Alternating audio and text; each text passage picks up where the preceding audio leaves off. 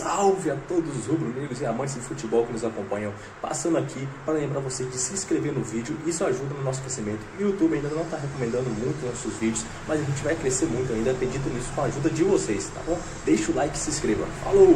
15 times nas costas. Tô brincando com você, Rona. Vamos falar agora de Libertadores, de Universidade Católica 2, Flamengo 3. Um jogo que parecia bem controlado pelo Mengão, acabou ficando perigoso.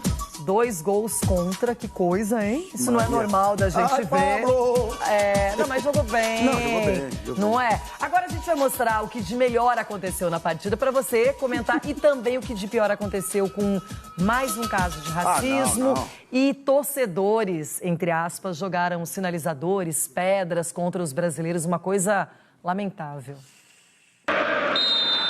Em jogo estava a liderança isolada do Grupo H da Libertadores. E para sair com a vitória, o Flamengo precisaria quebrar uma escrita. O clube jamais havia derrotado a Universidade Católica no Chile.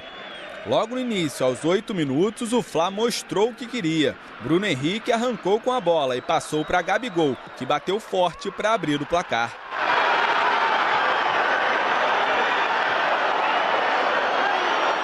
Mas a vantagem não durou muito. Aos 15, Orellana tocou de calcanhar. Zampedri ia fazer quando o Isla tentou cortar e acabou marcando contra.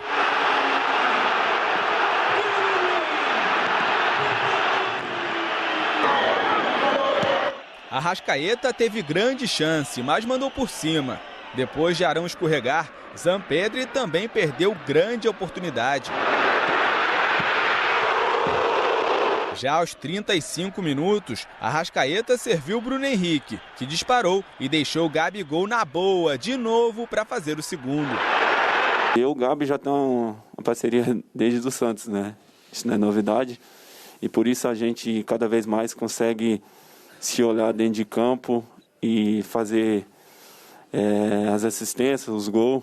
Com os gols da noite de ontem, o camisa 9 se tornou o segundo maior artilheiro do Brasil na competição, ultrapassando Fred e Palhinha. São 26 gols, atrás apenas de Luizão, com 29.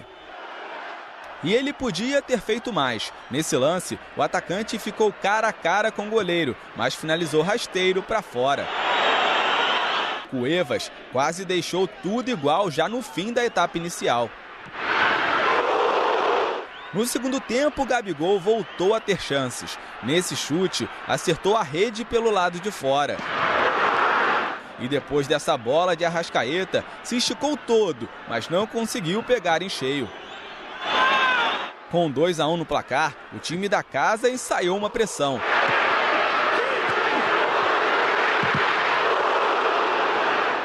Aos 39, o gol do alívio. Marinho desarmou, carregou a bola e tocou para Lázaro bater no ângulo. Já nos acréscimos, a Católica diminuiu.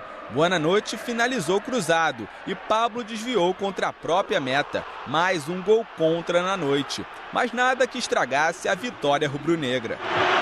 Não é um campo fácil, não é um estádio fácil, não é um adversário fácil, por mais que possam dizer, não é um adversário fácil. E nós poderíamos, sem dúvida, ter construído este resultado até antes e dar-nos muito maior tranquilidade para fazer uma melhor gestão do jogo. E isso não aconteceu, ou seja, no nosso melhor momento até acabámos por sofrer o golo. Mas o mais importante foi o resultado, foi consolidar aquilo que nós temos vindo a fazer. Nas arquibancadas, cenas lamentáveis. Chilenos arremessaram sinalizadores e objetos em direção à torcida do Flamengo. Uma criança e um idoso foram atingidos e ficaram levemente feridos. E não parou por aí. Os brasileiros foram vítimas de insultos racistas. Nessa imagem, um homem aparece imitando um macaco. Através do perfil oficial, o Fla pediu que medidas severas sejam tomadas. Dentro de campo, a situação do Flamengo na Libertadores é bem confortável. A equipe de Paulo Souza tem 3 vitórias em 3 jogos. E ao lado de Palmeiras e River Plate, tem 100% de aproveitamento na competição. Com isso, a classificação para as oitavas de final está bem encaminhada. Ela pode acontecer já na próxima rodada, contra o Talleres, na Argentina. é irmos continuando a evoluir e melhorando aquilo que temos que vir melhorando com vitórias como esta. Olha só, a gente está vendo o Paulo Souza aí que está se adaptando cada vez mais ao futebol brasileiro e sul-americano e ainda está encontrando esse melhor Flamengo. Algumas coisas já evoluíram, a gente vê que o ataque muito eficiente, porém a defesa dando alguns vacilos. Agora, falando em vacilo, vamos começar com o que aconteceu mais uma vez, a tristeza de ver outro caso de racismo na América do Sul sendo envolvido pelo futebol. Pessoas que mostram o repúdio que elas têm por outros seres humanos e elas usam o futebol como desculpa, como se no futebol pode, porque eu estou na arquibancada, estou no meio dos outros.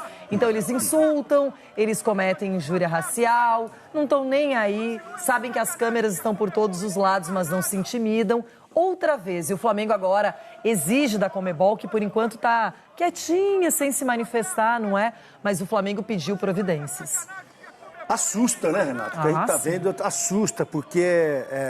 E eu acho que a Conmebol, o pessoal deve estar esperando algum brasileiro fazer alguma besteira, e não é possível. Porque ela cansou de ver os times brasileiros levantando esse troféu, olha lá, o sinalizador passando pro outro lado. Nossa Senhora, dá até um arrepio aqui.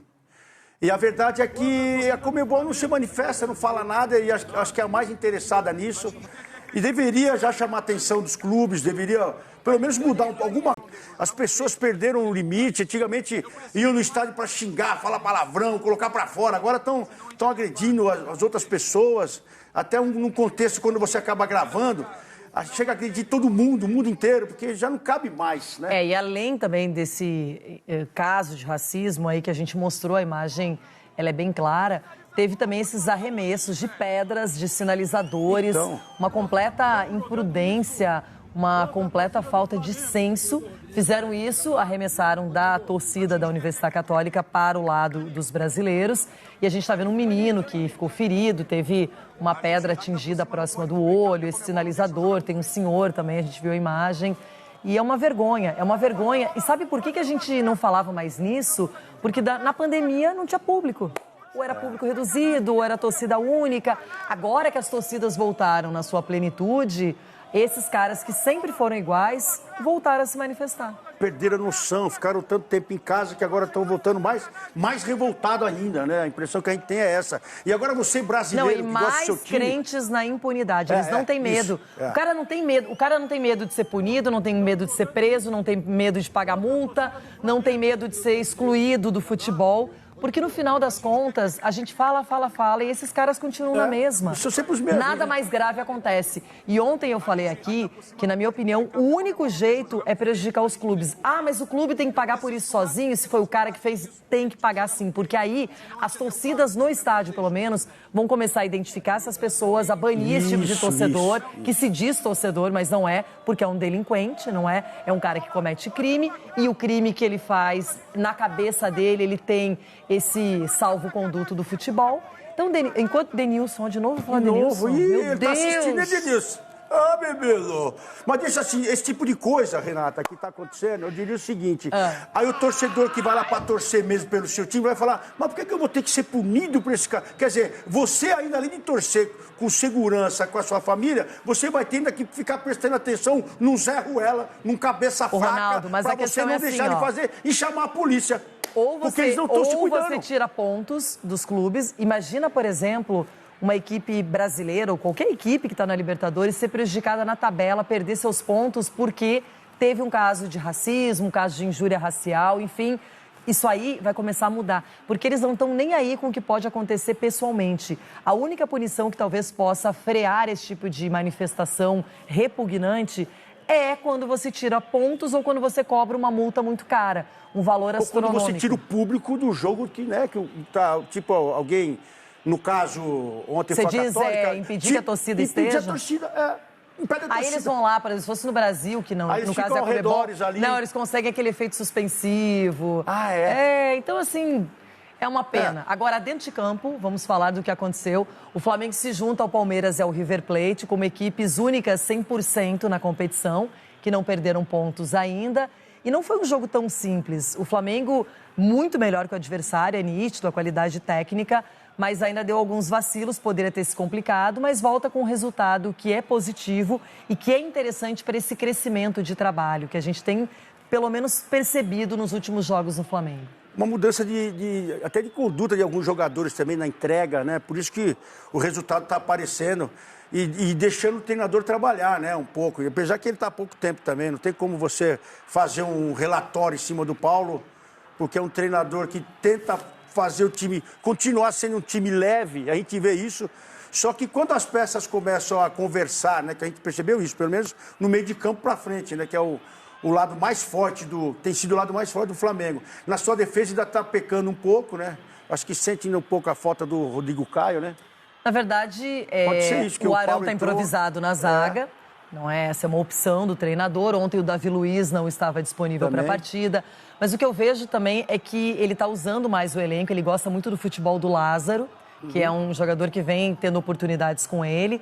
E é muito bom quando a gente percebe que Lázaro, Gabigol e Bruno Henrique se entendem por música. Muita gente reclamou que ele tirou a Arrascaeta e o Everton Ribeiro ao mesmo tempo, que isso aí não pode acontecer. Depois ele falou que é uma questão de desgaste físico. E todo mundo vai ter que agora começar a compensar esse calendário maluco. Vai ter que tirar alguns jogadores de campo para que eles se desgastem menos. E o importante para o Flamengo é conseguir o resultado fora de casa. Sempre é importante na Libertadores. Nas redes sociais.